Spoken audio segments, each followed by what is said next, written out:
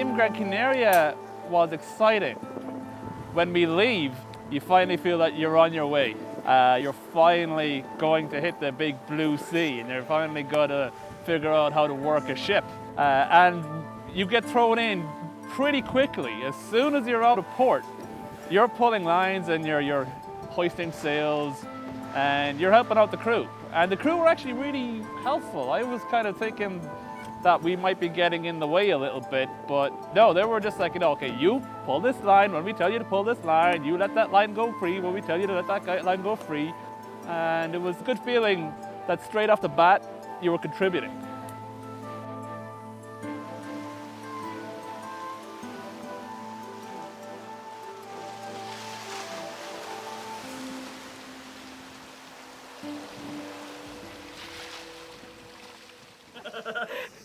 Okay, I'll just show it again.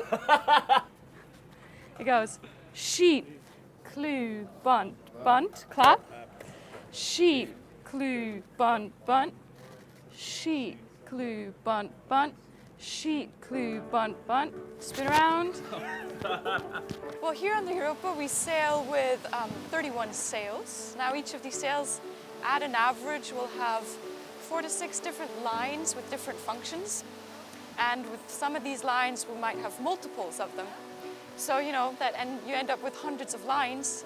And when people come on board at the beginning, they look up, they see the spaghetti mess of this rig, they're quite overwhelmed. So we show them around deck, we show them all the lines, we give them theoretical inputs, and then lots of practice as well.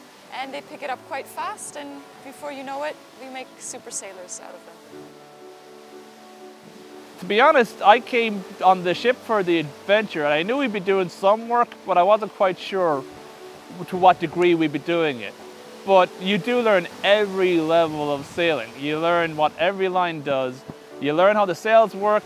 They teach you how the trade winds work. They teach you how to man the helm. And I was never really particularly interested in learning much about sailing, if I'm being completely honest. But it is fascinating stuff.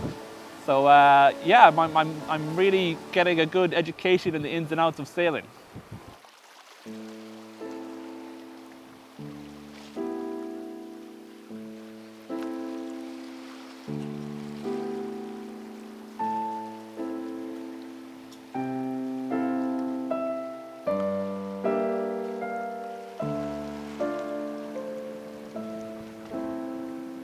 It's just, I don't know, the thing I really wanted to do, standing here in the moonlight, and it's so warm. I didn't expect the time to go slowly like this. Of course it's not boring, it's just that you're so focused all the time, just looking at the waves or looking at the sail and trying to get the right course. So it's really nice to just do one thing at the same time.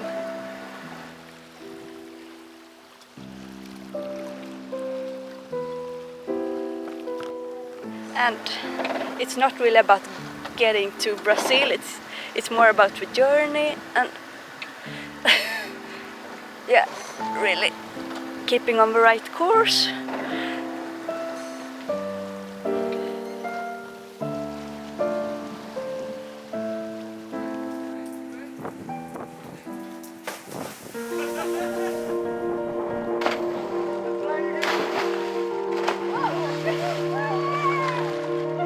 I guess I'm about 20,000 miles away from home at the moment, probably the furthest that I've been ever in my life. I guess there's quite a lot of similarities about being out here. The whole time you're in kind of the hands of nature at every given moment. But it's not until you leave home that you kind of realise that, your little patch of the woods is actually something really, really unique. You can't find that anywhere else in the world, and it makes you look at what you have, where you come from, with different eyes. You appreciate everything a lot more. The best moments so far have been the ones where everybody kind of just gets a chance to sit around and relax. There's so much time here. Everybody can just chat, share stories about where they come from, why they're on the boat, what they're doing here. It's really special to be able to do that.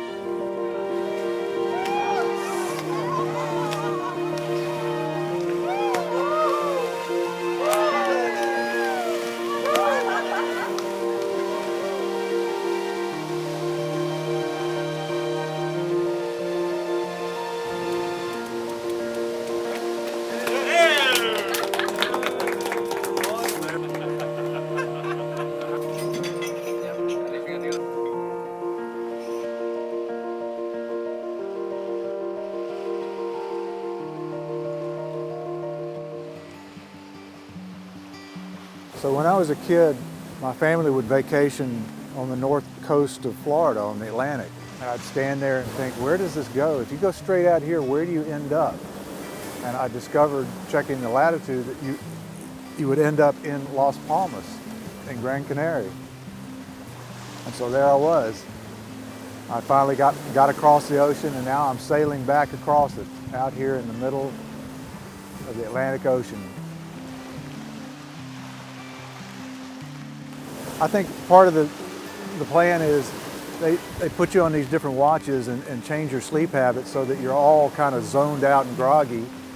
And so you have that commonality to bind you together. Then the working of the ship and the climbing of the rigging and just the daily stuff that you have to do together, it makes a quick community of some very disparate individuals, I think. This is the longest my wife and I have ever been apart, in 33 years. And I think it's going to be good for us, just to have some distance and for her man to be at sea, I guess. But it's fine. And like I say, I've met a lot of really cool people from various walks of life who are totally into the same thing I'm into. They want to be here doing what I'm doing, and by God, they're here.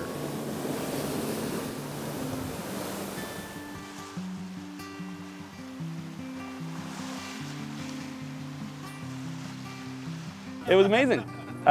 Just the best experience of my life. It was full of adventure, full of new experiences, lots of new stuff to learn, and because you're literally all in the same boat, you know, and so you have something in common, you know. And without the distractions of the TV and the internet, you'll have a lot more conversations with people, which means you'll get to know them better. And even though we've only been here about a month, it's, you know, I've made some really great friends along the way.